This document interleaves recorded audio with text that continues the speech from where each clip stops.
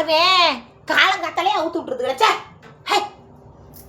ஒரு செடி கொடி ஒன்றும் வைக்க விடுதில்ல, அப்படியே தின்ட்டு போயிடுது. ஹைதராபாத்தில் இருந்து கொண்டு வந்தாங்க கொய்யா கண்டு வச்சா அப்படியே கடிச்சு முடுக்குன்னு தின்ட்டு போயிடுச்சுங்க. மனசுக்கே வேதனையாக இருக்குது. அவங்க சொன்னாங்க கண்டை வச்சுட்டு காட்டுங்க, நல்லா கொய்யாக்கா பெரிய பெரிய கையா காய்க்க முடியும். அம்புட்டு கண்டே தின்ட்டு போயிடுச்சு. இப்படியெல்லாம் பண்ணால் என்ன செய்யறது? ஒரு வலை வச்சுருக்கோம், வலைக்குள்ளே மண்டையை விட்டு தின்றுச்சத்தா. வலை என்ன பொடி பொடி வலையாக வாங்கிட்டு வரணும். இவர் பெருசு வச்சா மூஞ்சி வர மாதிரி வாங்கிட்டு வந்தா இலைய பூரா பிடிக்கி தின்றுச்சு. இலைய பிடுங்குறோன்ட்டு நட்ட நிமிஷத்தில் பிடுங்குச்சுன்னா பிடிக்கிட்டு வந்துருச்சு. ஹே, இப்படி அவுத்து விட்டுறாள் என்னத்தா கெட்டி மேய்க்கணும்.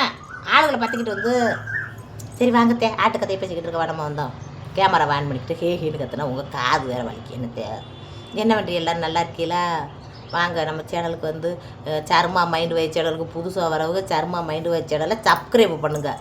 சப்ஸ்கிரைப் பண்ணுனீங்கன்டா நாடகம் இல்லாமல் நடிப்பு இல்லாமல் ஒரே பேச்சுவார்த்தையே தான் அங்கங்கே நடக்கிற விஷயங்க, என் வீட்டில் நடக்கிற விஷயங்க, நல்லது கெட்டது அம்புட்டையும் பேசிக்கிட்டே போக முடியும்மா. அப்படி இன்றைக்கி ஒரு அக்கா என்ன ப்ரொஃபைல்னு எனக்கு ஞாபகம் இல்லையே, என்ன பேசுகிறது பேர் எனக்கு வாசிக்க தெரியாது. இங்கிலீஷில் பேர் எழுதிருந்தேன் எனக்கு வாசிக்க தெரியாது. அதில் வந்து பார்த்துக்கோங்க பொம்மை இதெல்லாம் போட்டு வந்தால் அப்படி சொல்லுவேன். ஒரு அக்காலாம் இருக்காங்க கொடை மிளகா, ஒருத்தவங்க கிரீடை வச்சுருக்காங்க, ஒருத்தர் தோடு தொங்கட்டேன் தோடு போட்டு வருவாங்க, ஒருத்தவங்க பால் பாக்கெட் போட்டு வருவாங்க, ஜெயங்கலன்னு சொல்லுவாங்க. அப்புறம் கையில் கோணும் நாகப்பாம்பு பாம்பு அப்படின்ட்டுக்கிட்டு இருக்கான் ப்ரொஃபைலு. அப்புறம் ஒருத்தவங்க நகை நல்லா நிறையா போட்டு, அப்புறம் இன்னொருத்தவங்க வயலட் கலரில் ஒரு சுடிதார் மாதிரி விட்டு நிற்பாங்க. அப்படி ஒருத்தலையும் அந்த ப்ரொஃபைலை வச்சுத்தேன் அது ஒருத்தர் புருஷன் பொண்டாட்டியே நிற்பாங்க. ஒரு தம்பி போட்டா வச்சுக்கிட்டு, ஒரு இளவட்ட தம்பி போட்டா வச்சுக்கிட்டு ஒரு ப்ரொஃபைலு. அப்படி ப்ரொஃபைல் போட்டா வச்சுக்கிட்டே எனக்கு ஞாபகம் வரும் பார்த்துக்கோங்க. அப்புறம் இந்த சாமி பெருமாள் படம் போட்டு ஒரு அக்கா கமெண்ட் பண்ணிட்டு கிடப்பாங்க. அப்படி பேர் எனக்கு தெரியாது, பேர் வாசிக்க தெரியல. அவங்க பிஏ அப்படின்லாம் போட்டு வந்தீங்கன்னா அதை கண்டுக்கவே மாட்டேன். இங்கிலீஷில் கமாண்ட் போட்டு எனக்கு கழுவி ஊற்றுனாலும் கண்டுக்கிற மாட்டேன், தெரியாது. மற்றவங்க படித்து தெரிஞ்சுக்கிற வேண்டியதே. அப்படி அந்த அக்கா கேட்டுக்கிட்டே எனக்காக, ஏக்கா உங்கள் தங்கச்சிக்கு கல்யாணம் காதல் கல்யாணமா அரேஞ்சு மேரேஜா அதை சொல்லுங்கண்டு அவங்க கமாண்டெல்லாம் பார்க்குறேன். ஆனால் உடனே சொல்ல முடியாது, உடனே பேச முடியாது. ஏன்டா தங்கச்சிட்ட ஒரு பர்மிஷன் கேட்கணும்ல. நம்ம வாழ்க்கை கதையை பேசலாம். நம்ம வீட்டில் நம்ம புருஷனுக்கு நம்மளுக்கு நடக்கிற கதை, நம்ம ஆத்தாவுக்கு நடக்கிற கதை, நம்ம ஆத்தா குடும்பத்தில் நடந்த கதைன்று நம்ம குடும்பத்தை பேசலாம். இன்னொரு இடத்துக்கு வாக்கப்பட்டவ அவள் மனசு வருத்தப்படக்கூடாது, அவட்டையும் கேட்டுக்கிறணும் அப்படின்றதுக்காகத்தான் இது பண்ணலை, சொல்லவே இல்லைக்கா. அதோட இப்போ அழகர் கோயிலில் பார்த்தோன்னா அழகர் கோயிலில் பார்த்துட்டு சொல்ல வத்தே அப்படின்ட்டு சொன்னான்னா அதில் என்ன இருக்குது தப்பு தவறா அப்படின்ட்டு என் தங்கச்சி செலவு எனக்கு ரொம்ப சந்தோஷமாக இருந்துச்சு. சரி இன்றைக்கி அந்த கதையை பேசுவோம் வேண்டியதே. இன்றைக்கி இது வீடியோவை ஆன் பண்ணியிருக்கு. சரி நம்ம கதையை பேசுறதுக்கு முன்னாடி லைக்கை கூட கதையை கேட்டுக்கிட்டு அப்புறமா மறக்காமல் லைக்கு போடுங்க. ஏன்டா கதை நல்லா இருந்தால்தான் லைக்கு போடணும், என்ன நல்லா இல்லைன்னா லைக் போட முடியாது. நம்ம மனசுக்கு நல்லா சந்தோஷமாக இருந்துச்சு, நல்லா கதை நல்லா இருந்துச்சுன்னா தானே. அதே சமயம் ஹைப் அமுக்குன்னு வச்சுக்கோங்க, இன்னும் ஒரு 2 பேத்துக்கு போகும். அப்படி 2 பேத்துக்கு போச்சுட்டா என்னத்தையே முடியுமா உங்களை நம்பி எங்கள் குடும்ப கதையை சொல்லிக்கிட்டு தர்றேன். யாரும் சொல்லுவாங்களா? வீட்டில் நடக்கிற கதைகளையே பேசவே மாட்டாங்க. அடுத்தது ஏதோ ஒன்று எடுத்து பேசுறது, ஏதோ ஒன்று நடிக்கிறது, அடுத்த வீட்டில் நடந்தது நான் இப்படி சொல்ல சொன்னாங்க, இப்படி சொல்ல சொன்னாங்க, இப்படித்தான் பூரா வீடியோக்களை பூரா பார்க்குறேன் யூடியூப்பில். நான் தான் பார்த்துக்கோங்க, வீட்டில் நடக்கிற கதைகளை உங்களுக்கு உண்மையாக யாரோ எவரோ எங்கேயே இருக்கியே கண்ணுக்கு தெரியாமல் வேறு ஊர்களில் இருந்தாலும் பரவாயில்லன்னு சொல்கிறதே. அதுக்காக வச்சு அந்த கைப்பு அது அமுக்குனேன்டா நல்லா ஒரு 4 பேத்துக்கு போகும். அதுக்கு ஹைப்புனா என்ன பண்ணுமதி அப்படின்னு ஒரு அக்கா கேட்டிருந்தாங்க. ஹைப்புன்னே நீங்கள் வீடியோ பார்க்கையிலே கமாண்ட் பண்ணுறதுக்கு கீழே இருக்கும். ஹைட்ஸு OYANA என்னண்டோ இருக்கும். அதை தொட்டைன்னா அப்படி ஸ்டார் மாதிரி வரும்.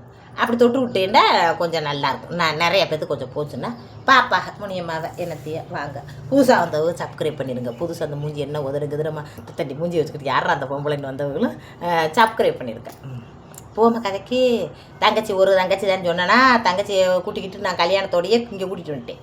அங்கே கிராமத்துகளில் படிக்க வசதி இல்லைல்ல.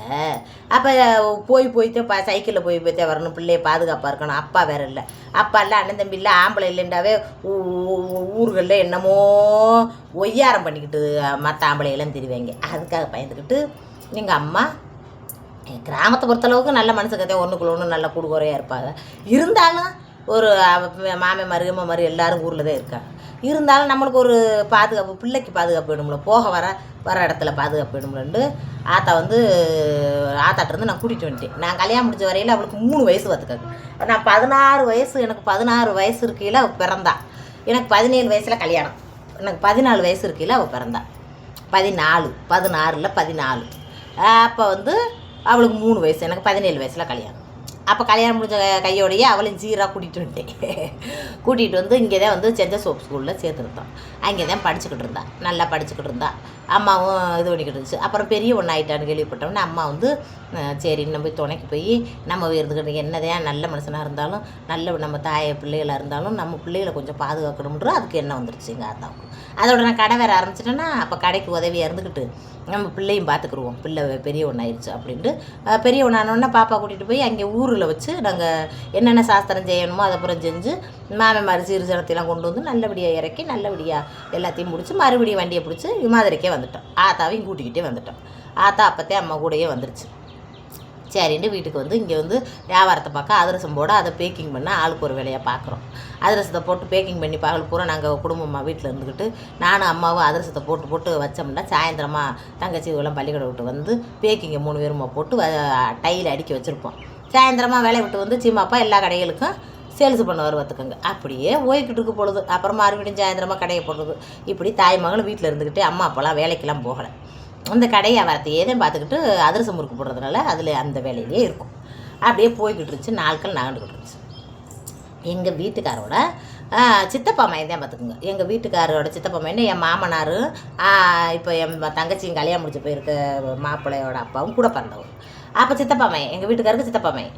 அந்த பையன் வந்து வெளிநாட்டுக்கு போயிருந்தேன் பார்த்துக்குங்க. வெளிநாட்டுக்கு போனவே திடீர்னு எங்கள் மாமா, என்னோட தாய் மாமா வந்து காது ஊற்று வச்சுருந்தார்.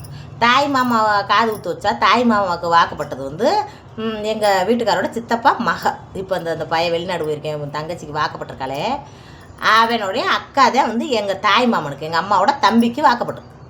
அப்போ காது ஊற்று வச்சுருக்கா. காது ஊற்று வச்சா மாமிஞ்சீர் கொண்டுக்கிட்டு யார் வரணும், அவங்க கூட பிறந்தவங்க வருவாங்க. மாமிஞ்சீர் கொண்டுக்கிட்டு நாங்கள் ஏன் தாய் மாமின்னு நாங்கள் குடும்பத்தோட விசேஷத்துக்கு போகிறோம்.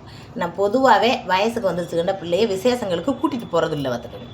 அவங்கள வீட்டில் தான் விட்டுட்டு போவோம். ஆனால் ரொம்ப நெருங்கின அக்கா தங்கச்சி அண்ணன் தம்பி மாமே மச்சான் இந்த மாதிரி நெருங்கினவங்களுக்கு கூட பிறந்தவங்களுக்கு குமரியாக இருந்தாலும் கூட்டிக்கிட்டு போவோம்ட்டேன். அப்படித்தான் நாங்கள் என்ன செய்கிறோம், தங்கச்சிக்கு நல்ல நகை நட்டெல்லாம் போட்டு தாவணி சட்டை கட்டி அந்த போட்டாவை கூட இதில் போடுறேன் பாருங்க. அப்படி போட முடியுமான்னு தெரியல, எனக்கு தெரியல. ஒன்றும் வந்து இப்படி எடிட் பண்ணி தர்றாங்க, அது தெரிய மாட்டேங்குது. அப்படி தெரிஞ்சிச்சுன்னா போட்டு விட்ருவேன். அந்த போட்டாக்கெல்லாம் இருக்குது. இப்போ இது தாவணி சட்டையை எடுத்து நல்லா போட்டு நல்லா தங்கச்சி நகை நட்டெல்லாம் போட்டு கூட்டிக்கிட்டு போகிறோம் விசேஷத்துக்கு. போனால் அங்கே போய் விசேஷம் நடக்குது. விசேஷ வீட்டில் அந்த பையன் அப்போத்தான் அந்த தங்கச்சியை கட்டின பையன் வந்து, அதாவது எங்கள் வீட்டுக்காரோட சித்தப்பா மையன் வந்து அந்த விசேஷத்துக்கு மாமிச்சீர் ஓட்டுக்கிட்டு வந்திருக்காங்க.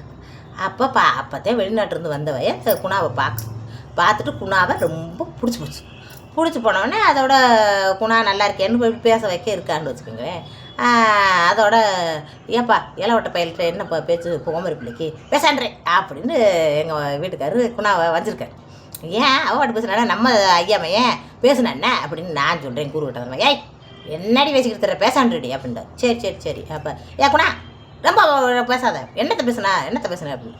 வாழைப்பழம் வேணுமான்னு வாழைப்பழம் தார தூக்கிட்டு போனார், இந்தாண்டு கொடுத்தாரு, நான் வாங்கினேன், இதை கொண்டு போய் உள்ளே வைண்டாரு, நான் போய் உள்ளே வச்சேன், இதுதான் ஒன்றும் பேசலேன்டா.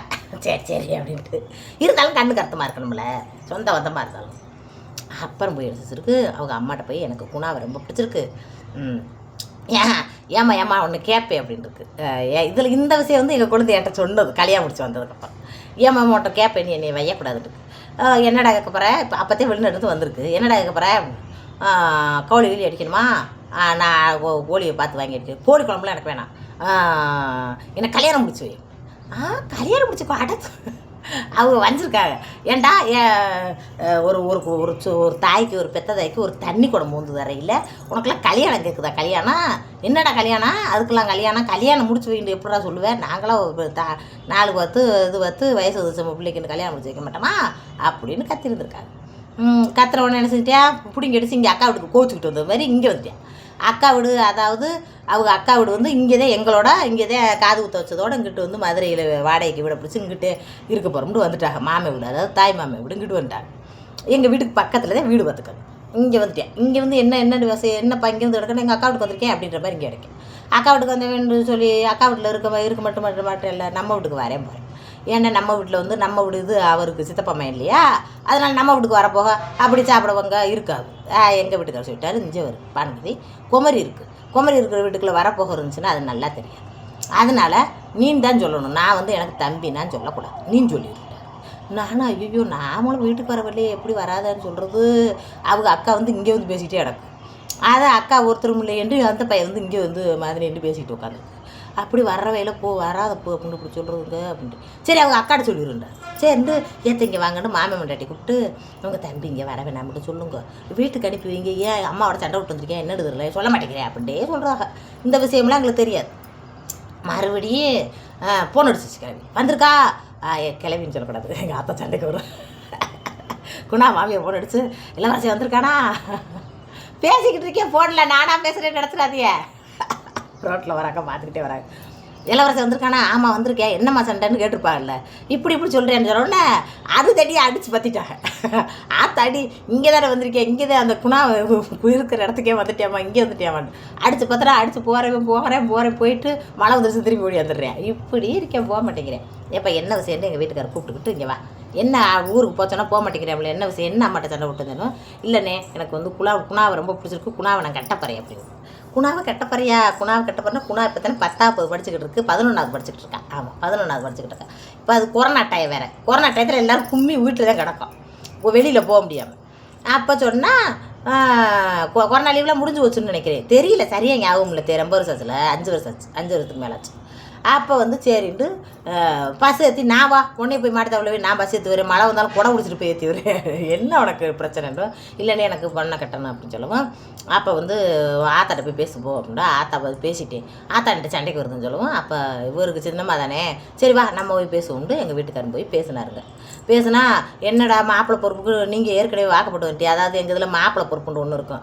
மாப்பிள்ளை பொறுப்புண்டா அந்த சொந்தக்கார பொண்ணுக்கு வந்து ஒரு 4 அண்ணன் தம்பி இருக்காண்டா, 4 அக்கா தங்கச்சி இருக்காண்டா, ஒரு பொண்ணைத்தான் கொடுக்கணும். இப்போ எங்கள் அம்மா வந்து மூத்தவருக்கு பொண்ணை கொடுத்துருச்சு, என் வீட்டுக்காரரு வந்து சொந்த மாப்பிள்ளை இல்லை, அதே மாதிரி அதுவும் சொந்த மாப்பிள்ளை, அதுக்கு இன்னும் பிள்ளைங்க இருக்குது, வேறு எங்கள் அம்மாவோட கூட பிறந்த பிள்ளைகள்லாம் இருக்குது, சின்னத்த மக்கள் விருத்த மக்களாக இருக்காங்க, அதுகளை கொடுக்கணும்ல. எல்லோரும் ஒரே வீட்டுக்கு அக்கால் தங்கச்சி வாக்கப்பட்டு போனாலுங்கண்டா எப்படி மற்றவங்களாம் கொடுக்க வேணாமா அப்படின்னு ஆத்தா பேசுது.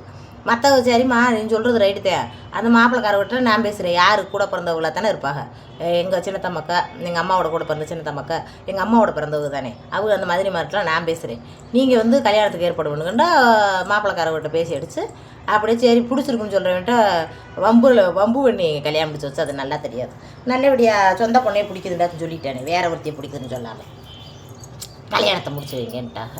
அதுக்கப்புறம் எம்பிட்டு பண்ணாக விடுவேன் 2 போடுவேன்னு கேட்டாங்க. எங்கள் வீட்டுக்காரு என் பொண்டாட்டிக்கு 15 வயம் போட்டாங்க, நான் 5 வயம் கூட போட்டு கட்டி கொடுக்குறேன்ட்டா அப்படின்றாரு. சரி அப்போ கல்யாணத்தை வச்சுக்கிறோம்ட்டு ஆனி மாதம் கல்யாணம், ஆனி 22ஆந்தேதியா 21ஆந்தேதி கல்யாணம் பேசி நல்லபடியாக வந்துட்டா. தங்கச்சி படிக்கணும் முடிச்சு என்னண்டு படித்தாலும் மறுபடியும் படிச்சுக்கிட்டே உடனே மறுபடியும் ஒரு நாள் கல்யாணத்தை முடிக்க போகுது. இந்த பையன் பிடிச்சிருச்சுன்னு இங்கே வந்து கிடந்துக்கிறது, நாளைக்கு தப்பு தவறாக ஏதாச்சும் ஆகி போச்சுன்னா அசிங்கமாகி போயிடும், அது நல்லா தெரியாது அப்படின்னு சொல்லிட்டு நல்லபடியாக கல்யாணத்தை முடிச்சு வச்சுட்டோம். நல்லபடியாக கல்யாணத்தை முடிச்சு நல்லபடியாக இருக்காதே. மாப்பிள்ளை நல்ல வயன் நாங்கள் முடிச்சு வச்சோம்னா கிராமத்தில் போய் விட்டோம். கிராமத்தில் விட்டுட்டா கிராமத்துகளில் இங்கே கிராமத்தில் நானாச்சும் கிராமத்துலேருந்து வளர்ந்து ஆத்தாவுக்கு தண்ணி வண்ணி கொண்டு போய் நாற்று நடுறது எம்பிட்டு உங்களுக்கு பருத்தி எடுக்க அதெல்லாம் வேலையெல்லாம் பார்த்துருக்கேன். 17 வருஷம் வரைக்கும் இருந்தேன்டா வேலையெல்லாம் பார்த்தேன். இவ பிள்ளை 3 வயசுல இங்கிட்டு தூக்கிட்டு வந்துட்டேன்னா அதோட ஒரு வேலையை வெட்டியும் பார்க்க தெரியாது பார்த்துக்குங்க. வரப்பு காட்டுகளில் போய் பருத்தி எடுக்கிறதுக்கு போயிருந்துருக்கா, மயக்கம் மட்டும் கீழே விழுந்துட்டாலாம். இவன் எப்படி இருக்கா அப்படின்ட்டு ஆத்தாவை சத்தம் பிடிச்சி அப்புறம் பார்த்துக்குங்க கருவமெல்லாம் வெட்ட தெரியல, வெட்ட ஒன்றும் தெரில அப்படியே தெரிஞ்சுக்கிட்டு இருந்தாங்க. அதுக்கப்புறம் அந்த பையன் வேலை இல்லாமல் வெளிநாடு போனோம்னா மறுபடியும் வெளிநாடு போச்சுன்னா கட்டி வச்சுக்கிட்டு மறுபடியும் பிள்ளையை கட்டி வச்சுட்டு வெளிநாடு போய் என்ன செய்ய, பார்க்கப்பட்டது வாழ்கிறதுக்கு தானே. அதில் அந்த அந்த ஒரு 3 மாதம் லீவில் வந்துச்சு, 3 மாதத்துலேயே மறுபடியும் வெளிநாடு அனுப்பினா எப்படி, அதெல்லாம் முடியாதுன்றேனா. அப்போ எப்படி சம்பாத்தியம் பண்ண வேணாமான்டுச்சு மாப்பிள்ளை விட்டு சொன்னாங்க, வேலை இல்லாமல் எப்படி இருப்பேன் அப்படின்றாங்க. சரி இங்கே கூட்டிகிட்டு வாங்கட்டு இங்கனக்குள்ளே படிச்சிருந்துச்சு, டிகிரி படிச்சிருந்துச்சு.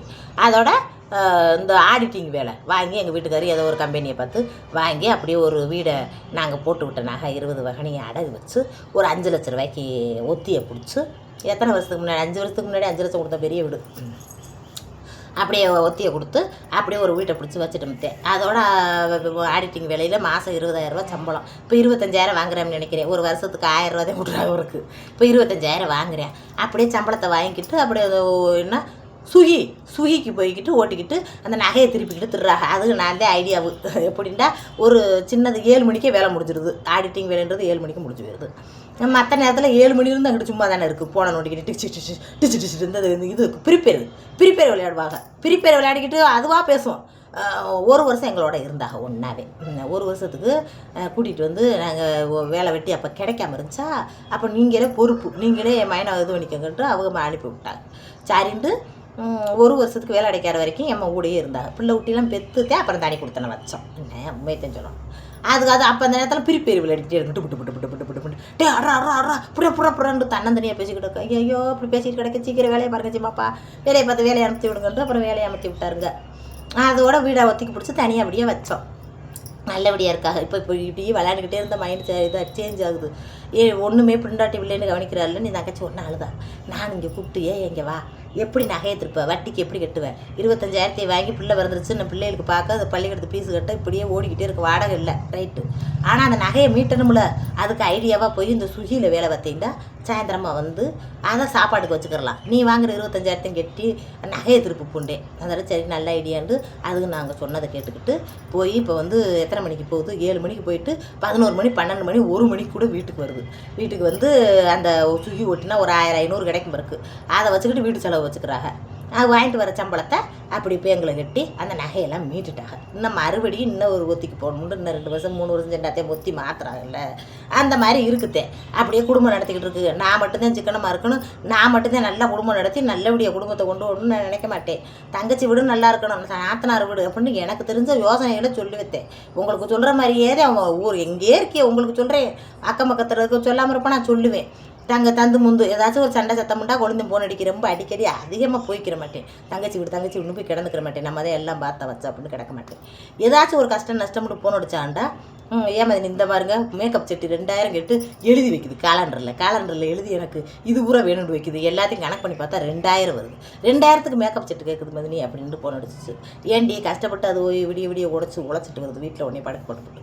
நான் கூட ஒரு வேலையை பார்த்து வெட்டியை பார்த்து சீமானுக்கு கொடுக்குறேன். இப்போவும் சீமாங்க எதிர்பார்த்துட்டேன் 500 கொடுங்கப்பா ஒரு நைட்டி எடுக்கணும்னு கேட்டு ஒரு அத்தியாவசிய பொருள் வாங்குறதுக்கே புருஷன்ட்டு அனுமதி எடுத்து கொடுத்துட்றேன்.